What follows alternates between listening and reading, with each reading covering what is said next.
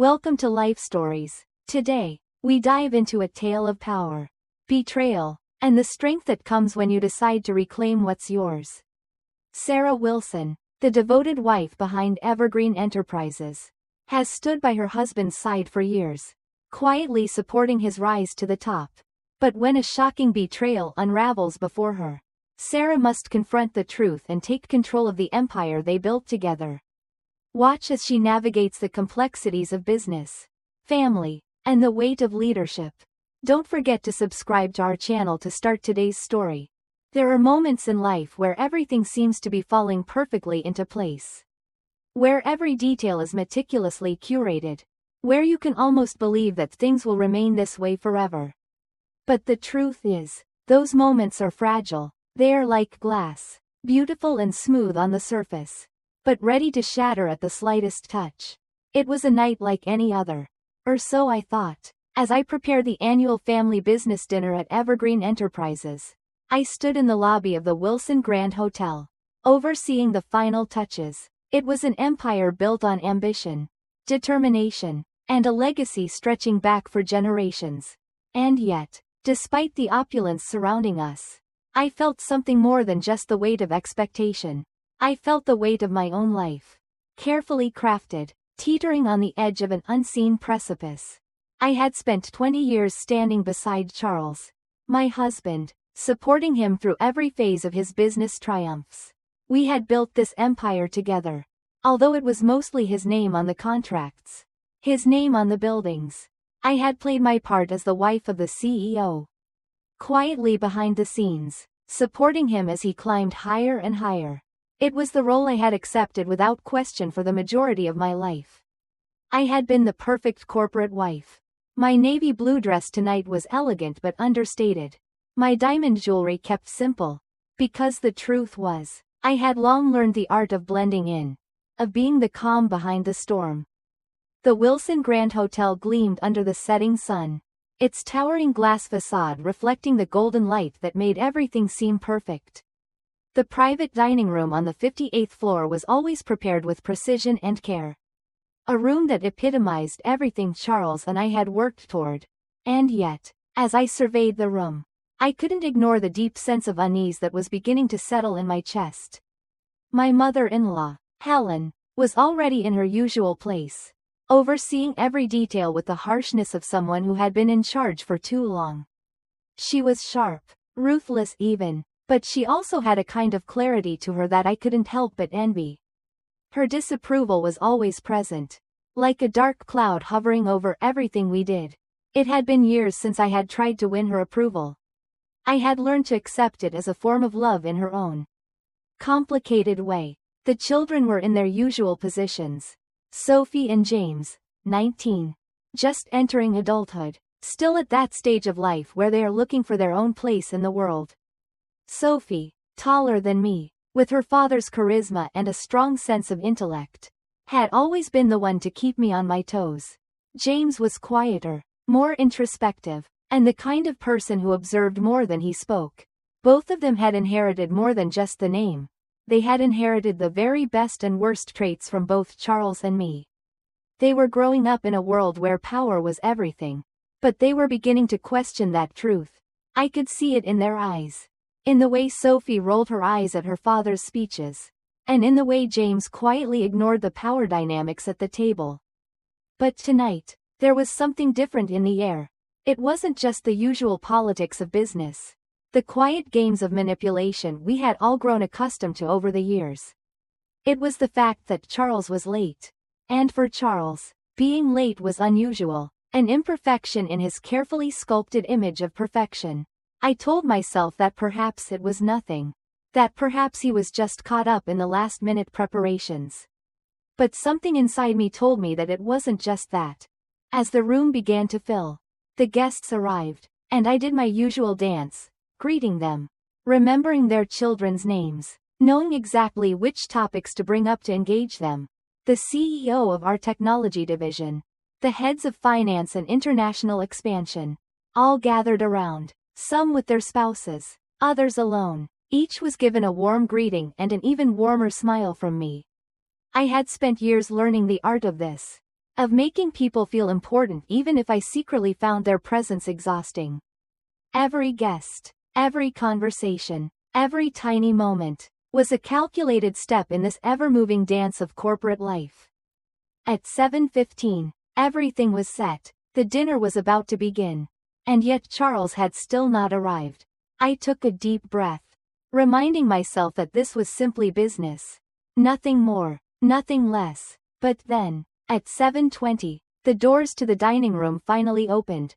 And there, standing in the doorway, was Charles. But he wasn't alone. He was with her, a woman I had never seen before, but one who instantly stood out. She was beautiful, young, perhaps in her late 20s, with glossy black hair that framed her delicate features. Her red dress hugged her figure, a stark contrast to my understated elegance. But it wasn't just her beauty that caught my attention, it was the unmistakable pregnancy she was carrying. A pregnancy that seemed to announce itself louder than anything else in that room.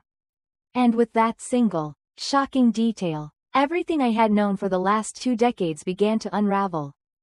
"Good evening, everyone," Charles said, his voice filling the room with its usual confidence.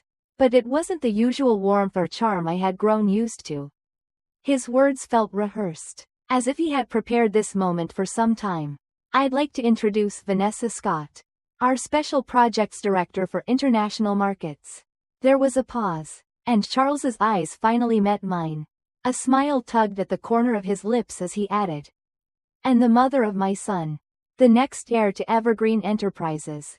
The silence that followed could have swallowed the entire room.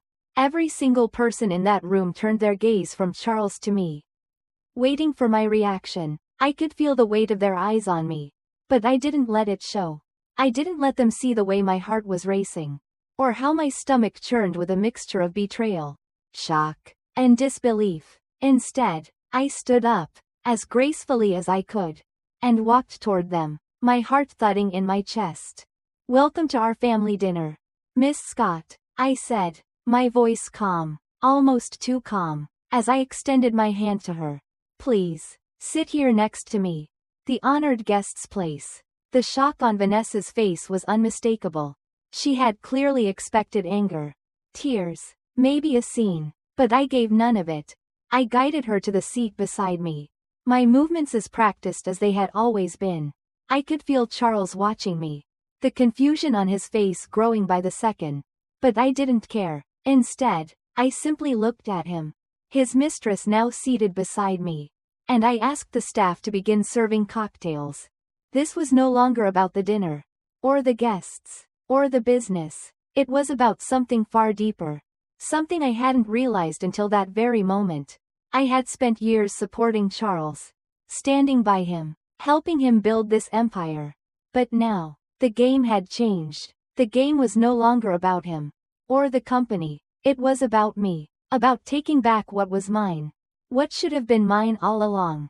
And as I looked at Vanessa, who sat there, clearly uncomfortable in the midst of all this tension, I couldn't help but feel a strange sense of pity for her. She, too, was caught in this web. But unlike me, she had yet to learn the most important lesson of all. The game of power was never truly about who you stood beside. It was about who you stood as. As the evening progressed, I could feel the tension in the air, but I kept my composure. For years, I had perfected the art of being invisible, of blending into the background while Charles was the one who commanded attention. But tonight, everything was different. I wasn't the backdrop anymore, I was the one in control. And I knew exactly how to play this.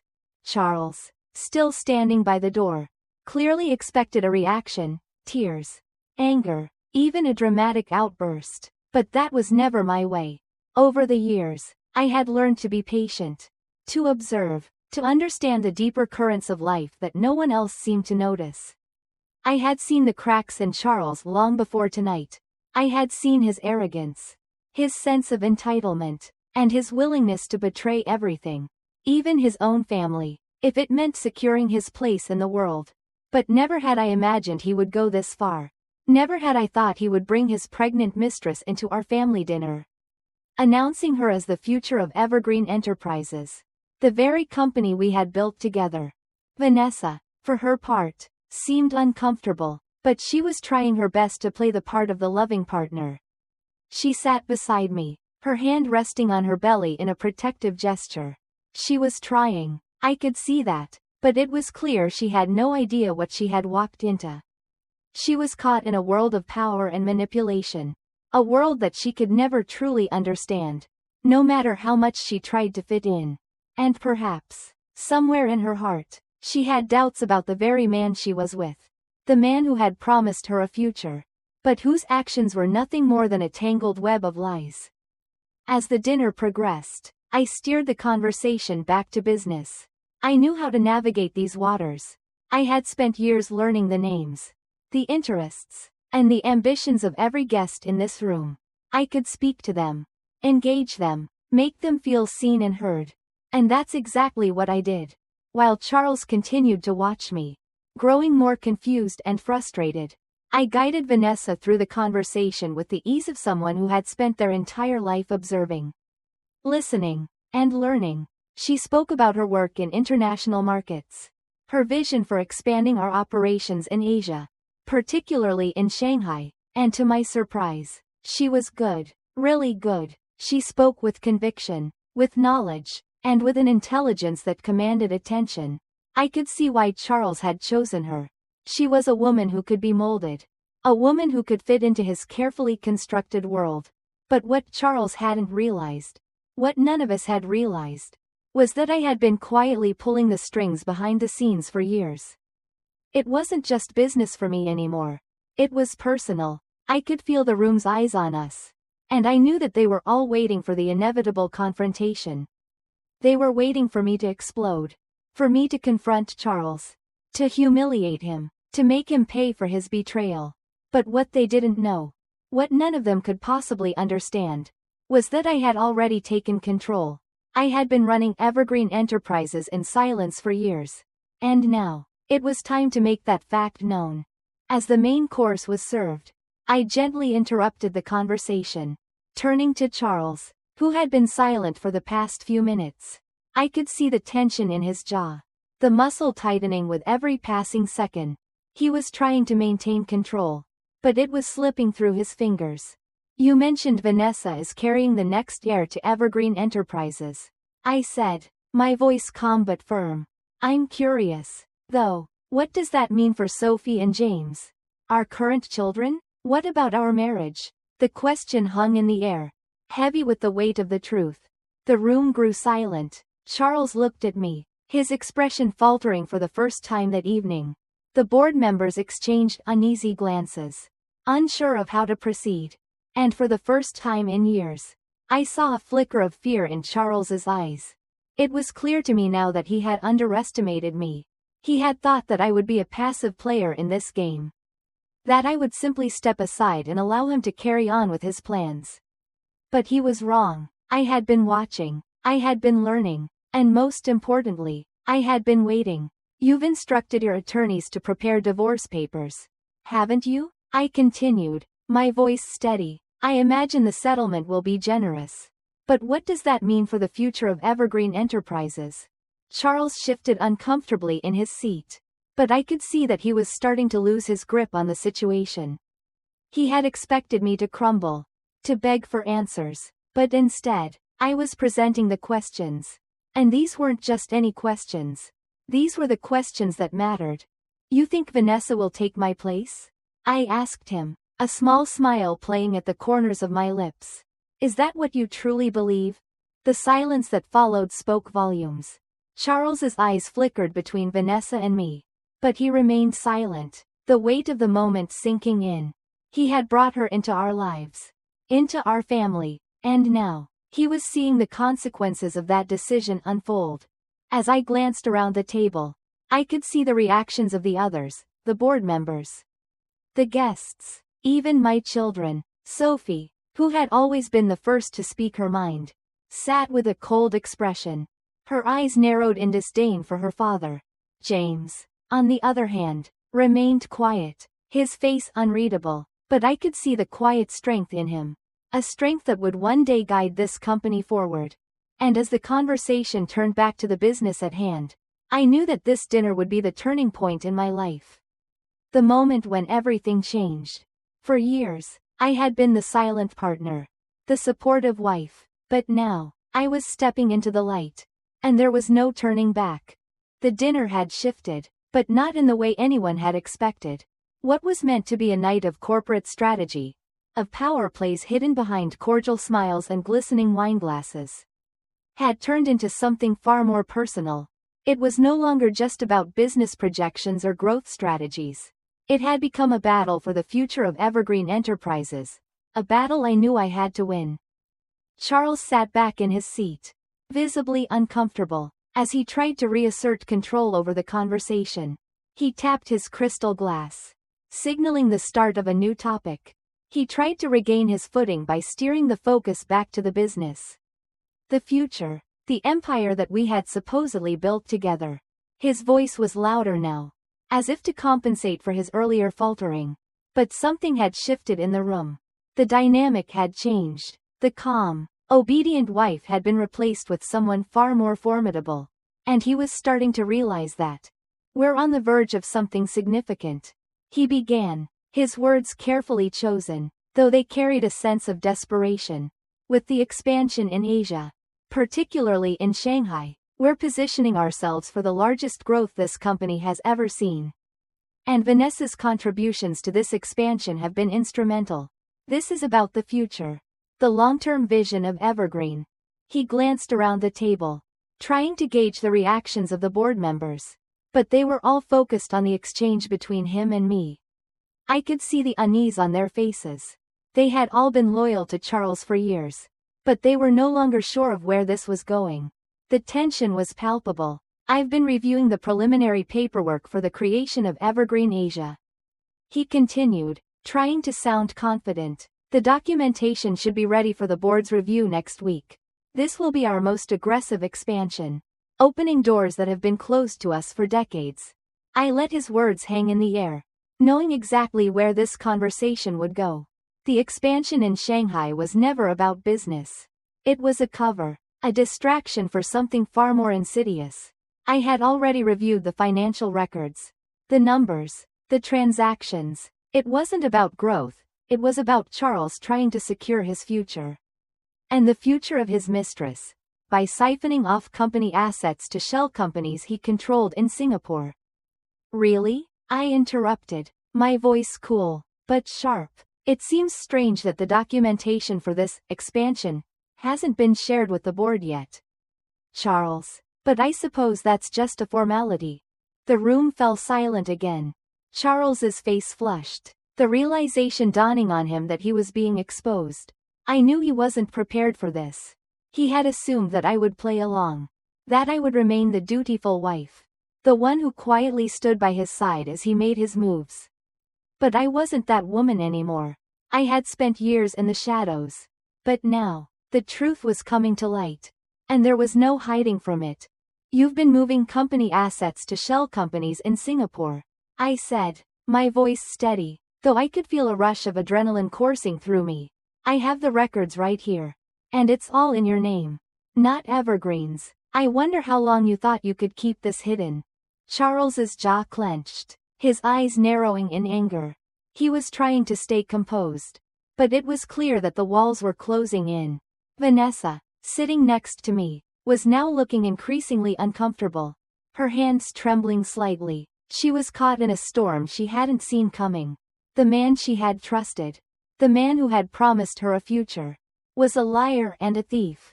This is absurd, Charles finally spat, trying to regain his footing. These are just rumors, misunderstandings. I'm sure the board will back me up.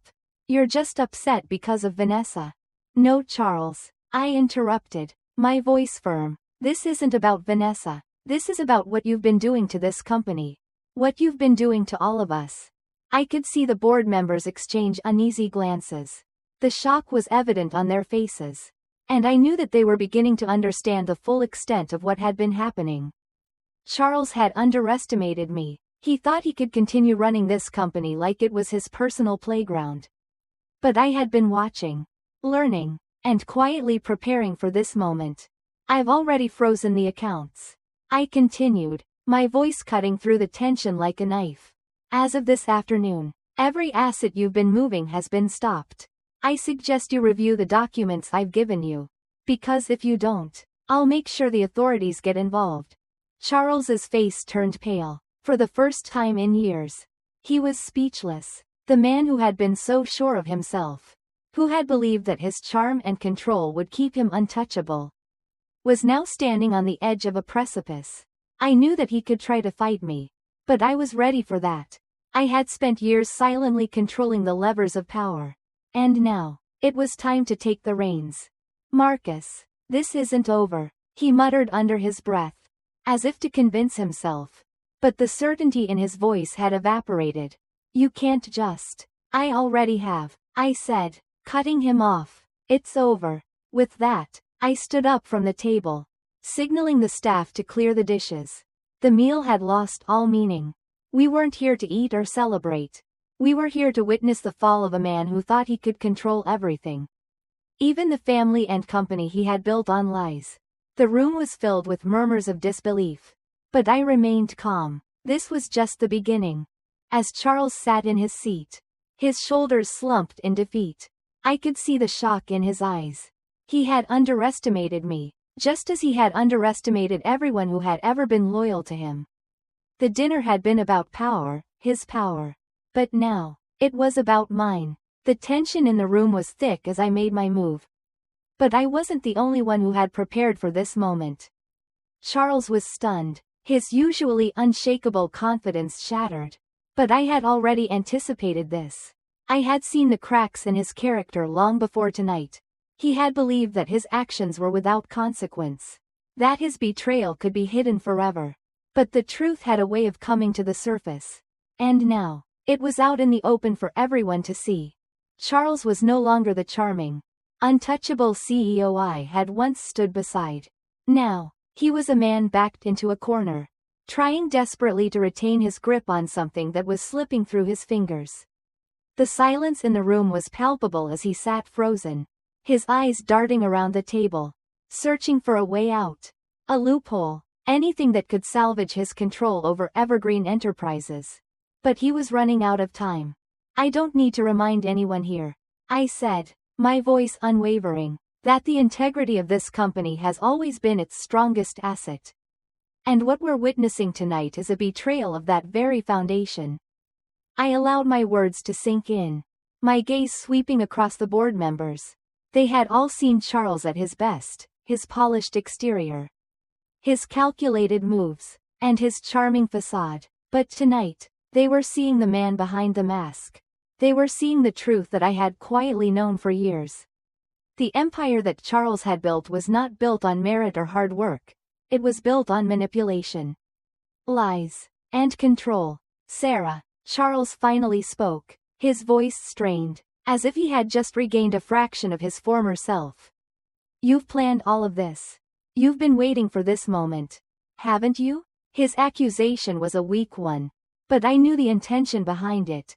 He was trying to deflect, trying to make it seem as though I had orchestrated some grand scheme to take him down. The reality was much simpler. The truth always has a way of coming to light, especially when it's been carefully hidden for so long. I hadn't planned this, but I had been ready for it. I didn't plan for your betrayal, Charles, I replied, my voice steady, but I planned for the future of Evergreen Enterprises. And that future is not tied to your reckless actions or your selfish desires. The board members exchanged nervous glances, but no one spoke up. They had seen enough. They had seen what was at stake. And they understood the gravity of the situation. In that moment, I realized that they were no longer looking at me as just the CEO's wife. They were looking at me as the leader of this company. Someone who had earned the right to take control. Charles's eyes flickered with a mix of anger and disbelief. He had underestimated me, thinking that I was just a passive participant in this corporate drama. But I had always been more than that. And now, the truth was clear to everyone. You're making a mistake, he said, his voice trembling. You're ruining everything, everything I've built. I shook my head slowly. No, Charles, you're the one who ruined it. You've been destroying this company for months with your selfish schemes. And now, you're trying to blame me for exposing you. The room was silent again. The weight of my words hung in the air, and Charles seemed to shrink beneath them. He had no retort, no way to defend himself. The truth was undeniable, and the consequences of his actions were now unfolding before him. The board members, who had once been his loyal supporters, were now looking at him with a mixture of disdain and disappointment. They had seen him as a leader, but now, they saw him for what he truly was. A man who had let his ambition cloud his judgment. A man who had betrayed the very people who trusted him. I turned my attention to Vanessa, who had been sitting in stunned silence. She was still processing the chaos around her, but I could see the realization dawning in her eyes.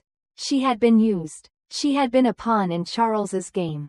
And now she was beginning to understand just how deep the betrayal ran. Vanessa, I said, my voice softer now, I'm not blaming you for any of this. But you deserve the truth. Just as much as anyone else here. She looked at me, her eyes filled with uncertainty and fear. I didn't know he was doing this. I know, I said gently, but now you do. And you need to decide what you want from this point forward. The room was still, the only sound the soft clink of silverware as the staff quietly cleared the table. The business dinner had devolved into something far more personal. And now, we were at a crossroads. Charles's future at Evergreen was hanging by a thread. And Vanessa was caught between the man she thought she knew and the reality of his actions. But I wasn't interested in revenge. I was interested in the future. The future of the company. The future of my children. The future that Charles had tried to steal. I stood up and addressed the board. We will have an emergency board meeting tomorrow morning to formalize my position as interim CEO. I will be overseeing the restructuring of this company. It's time we rebuild the foundation that was nearly destroyed. The weight of those words fell on the room, and I could see the board members nod in agreement. For the first time, they were looking to me for leadership, not because I was Charles's wife, but because I had earned the right to lead. And as Charles sat there, his eyes dark with anger, I knew this was just the beginning. The real work was about to start. As the final crumbs of dessert were cleared away, the tension that had filled the room began to dissipate. But it wasn't the calm before the storm, it was the calm after it. The storm had passed, and with it, a new reality had emerged. For so many years, I had stood quietly in the shadows of the man I thought I knew. But in that room, in front of the people who had supported us both, I had stepped out and taken control. The future of Evergreen Enterprises was now in my hands. Charles, defeated, had left without a word, escorted out by security, as he once did to others. But this time, there was no sympathy in his departure. There was no victory for him. Not tonight, not ever again. Vanessa, now understanding the full scope of the deceit, had made her choice. Her path was uncertain, but she knew one thing. She deserved better than what Charles had promised her. As for me, I was ready to lead, ready to rebuild, and most importantly, ready to ensure that the legacy of Evergreen would be one of integrity, not manipulation. The next day, I would sit at the head of the table in the boardroom. Not as the wife of the CEO, but as the CEO. The work was just beginning. But for the first time in years, I felt the weight of my decisions not as a burden but as a responsibility I was born to carry. Thank you for joining me on this journey. If you enjoyed this story, be sure to subscribe to our channel for more life stories that teach us about power, betrayal, and the strength it takes to reclaim what is rightfully ours. Until next time, stay strong, stay true, and never underestimate the power within you.